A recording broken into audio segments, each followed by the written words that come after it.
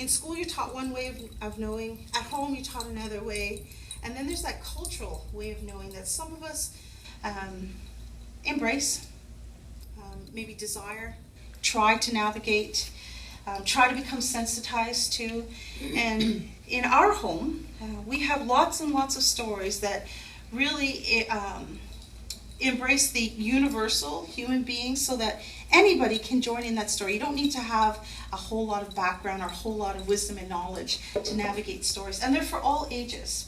They also never become rote. So you could tell them again and again and again, and they don't become tired or inappropriate or too old to have relevance in today's world. So I think that's a beautiful aspect about how to house wisdom and knowledge in a meaningful way, as long as you're not being too analytical, and dismissive about the wisdom and knowledge that's embedded in there. The idea is to enjoy yourself, but it doesn't negate the depth and breadth of knowledge that's housed in there.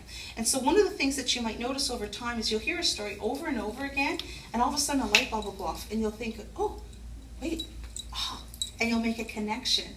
And something will happen for you where with your more mature ears and perhaps a longer life walk or a more experienced life walk, you're going to pull out nuances and bits of pieces that are maybe personally relevant or something that you can then highlight for somebody else who's listening and just doesn't get it. So I really try to share who we are using stories and songs first, because I think that's the most universal entry point to understanding who we are without getting all traditional on you or requiring a bit of foundational knowledge in order to navigate those realms. As a loving people, we invite everybody to participate and be a part of. We don't ostracize anybody based on your ethnicity and your knowledge base and who you are, or the choices that you've made, as long as you're coming in a good way. Okay? So that's important to kind of define as well. So long ago when the earth was much younger than it is today, there was a time when the sky beings were looking down on the earth, enjoying everything there was in creation. And they noticed on the earth there were these orange glows everywhere. And they were curious about them. One of the star beings, a young one, she was so curious, she decided to come down and find out. And so that's just what she did. She came down from the sky world, and she got close to one of those beautiful orange glows. And she thought, wow, what is that? And she got even closer. And as she got closer, she discovered that it was a beautiful fire, a beautiful orange fire, sparkling in the night. And she thought, oh, that's the most beautiful thing I've ever seen. And she decided to come closer. And so she did. And as she came closer, she discovered around the fire were many people sitting, talking, telling stories, singing songs. And she thought that was really cool. So she came even closer and she stayed for a while. She listened to the songs, she listened to the stories, and she enjoyed it so much she wished the night would never end. But at some point, the people began to disappear and head off to bed.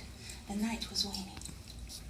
And she was sad. She didn't want it to end. She loved the story. She loved the songs. She wanted to go on and on.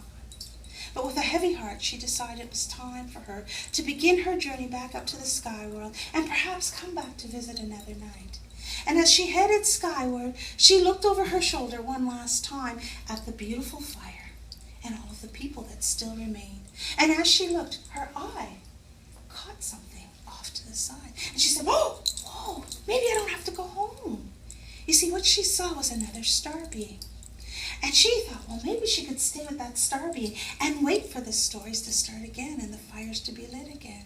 And that was her plan. So quickly she flew down over to that star being with her arms outstretched, ready to embrace that beautiful star being.